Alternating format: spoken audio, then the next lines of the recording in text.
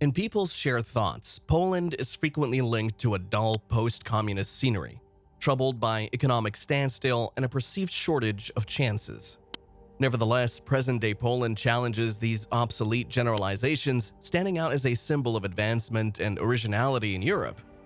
Throughout the last 30 years, Poland has experienced a remarkable change, boosting its economy to unparalleled levels and establishing itself as a worldwide participant in different fields. Let's dive into Poland's journey of change and why it is the next superpower in Europe. The 20th century brought significant upheaval to Poland, with periods of Nazi occupation during World War II followed by years under Soviet control. The communist era cast a shadow of economic isolation and hopelessness as Poland struggled with central planning, state-owned industries, and limited progress. However, the collapse of the Iron Curtain in 1989 opened the door to Poland's revival as an independent nation, though one facing substantial challenges. Poland's transformation gained momentum in the 1990s as it adeptly navigated the shift from communism to capitalism. Unlike neighboring countries, Poland opted for a gradual privatization of state-owned entities, avoiding the pitfalls of corruption often associated with such transitions. This approach set the stage for economic stability and laid the foundation for Poland's future growth. In the early 2000s, Poland embraced globalization by joining the European Union. This decision sparked foreign investments and outsourcing, turning Poland into a manufacturing hub. Foreign companies rushed to its shores, taking advantage of a skilled yet cost-effective workforce. While some nations get stuck in the middle-income trap, Poland continued to progress by nurturing its engineering talent and attracting global tech giants. But now, the post-communism economic miracle is hard to stop. The nation's growing significance becomes evident when examining its military. Warsaw's strategy involves doubling the army size to 300,000 soldiers, all equipped with the latest Western gear.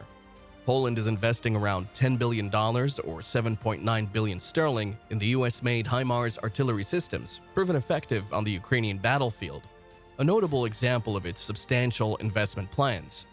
Likewise, Poland is acquiring a fleet of F-35 Lightning II aircraft and 116 Abrams tanks, replacing the Soviet-era MiG fighters and T-72 tanks given to Ukraine.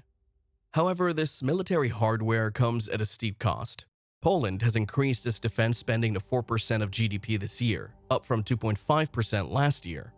This positions Warsaw's defense budget as one of the largest in NATO, with intentions to maintain or even raise these levels in the foreseeable future.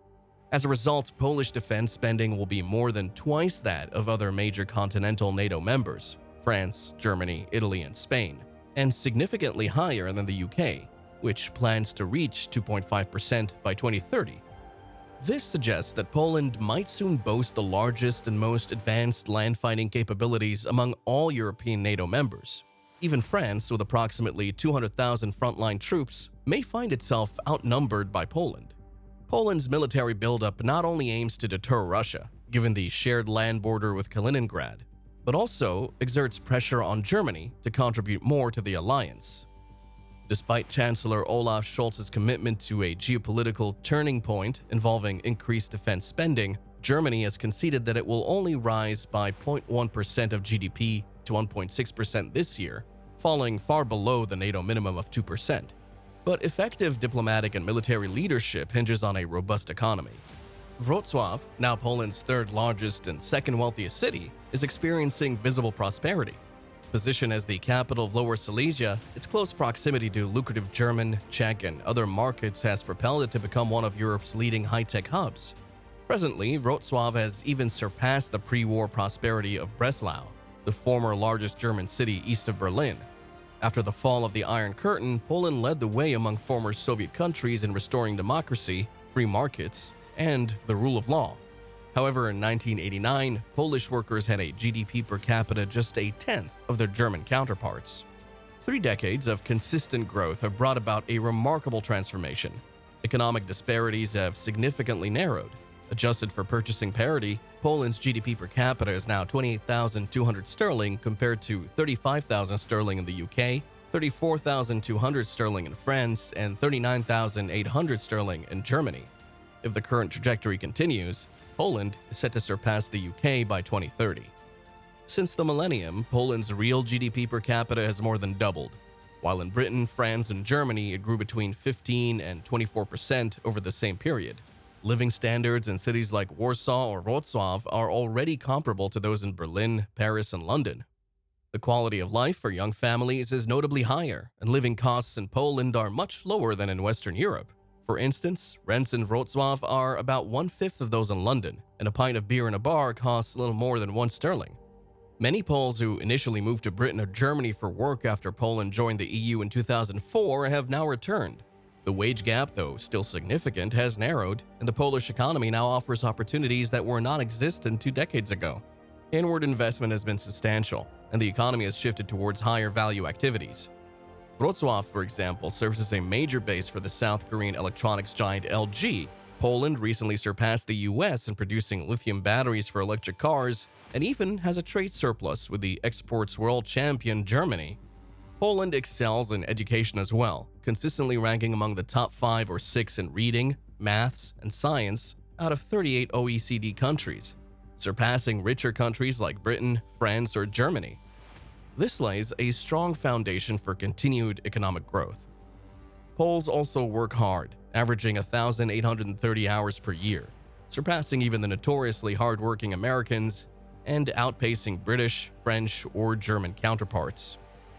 Today's prosperity can largely be credited to the free market reforms initiated by the renowned post-communist finance minister Leszek Balcerowicz in the immediate post-1989 period. As Poland emerged from 40 years of communism, Balcerowicz was the visionary with a unique plan to eliminate the planned economy. The Balcerowicz plan, akin to a high-risk accelerated Thatcherite shock, successfully opened up Polish business to the global market. Until the pandemic hit, Poland had celebrated the world's lengthiest period of uninterrupted growth, 28 years. A testament to Polish resilience is evident, as despite a 2.4% contraction in the last quarter of 2022, the economy still expanded by 4.9% overall last year. Plus, Poland has also taken center stage in the Ukraine war. In context, Poland has welcomed nearly 10 times as many refugees as Britain. However, a critical distinction should be noted. Poland grapples with one of the lowest birth rates and consequently one of the fastest aging populations in Europe. The country requires immigration but has been hesitant to embrace significant ethnic or linguistic diversity. Ukrainians integrate more seamlessly into Polish society, with many having family ties there. Even before the war, the Polish-Ukrainian border stood as one of the EU's most permeable frontiers.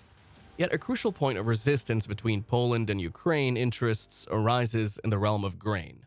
There is a vehement opposition to affordable Ukrainian imports, primarily from farmers in Poland and 4 other EU member states: Hungary, Romania, Slovakia, and Bulgaria. All, except the latter, share borders with Ukraine, and their governments staunchly support the farmers. Protectionism stands as a fundamental tenet for the populist governments steering this Polish-led bloc. But there are some stumbling blocks that Poland needs to remove. The primary hurdle to Poland's aspirations of becoming a superpower lies in its domestic politics. Law and Justice, the ruling party, has faced accusations of undermining the rule of law and stifling public discourse, fostering a lingering sense of paranoia in the country's political landscape. Both the Prime Minister, Mateusz Morawiecki, and President Duda are affiliated with Law and Justice. But the party's ultimate power figure is Jarosław Kaczyński, its chairman and co-founder who, at 73, prefers the role of behind-the-scenes influencer over holding prominent office. Supporters often refer to him as the Chief of State, a title reminiscent of Marshal Pilsudski, Poland's unofficial ruler in the 1920s. Such parallels with a past military figure raise concerns among the liberal opposition, led by Donald Tusk, the former European Council president. Tusk and his Civic Platform party view Law and Justice as Kaczynski's conservative Catholic faction, critical of the European Union and institutions of Polish democracy, including the independent judiciary and free press. Conversely, Kaczynski sees Tusk and his party as the outdated inheritors of the communist era. Kaczynski's blend of nationalism, social conservatism, generous welfare, and military strength resonates with poorer voters. Interestingly, both leaders were once members of the Solidarity movement. Kaczynski and his twin brother Lech collaborated with Lech Wałęsa, the former electrician who symbolized solidarity, led the opposition to communism, and later became president. Despite international recognition, persistent allegations of secret police collaboration have made Wałęsa a divisive figure in Poland. The Wałęsa case illustrates the corrosive impact of conspiracy theories in Polish politics. Especially contentious are theories surrounding the 2010 plane crash near Smolensk, which claimed the life of former President Lech Kaczynski and other members of the Polish elite. As the surviving twin, Yaroslav consistently attributes the incident to a Russian-orchestrated assassination of his brother. In a nutshell, Poland's journey to becoming a potential superpower has been remarkable, fueled by the free market reforms initiated in the post-1989 period. Despite economic success, challenges arise from domestic politics, with accusations of undermining the rule of law and stifling public debate. If you like this video, subscribe to the channel and watch our video on the German economic crisis.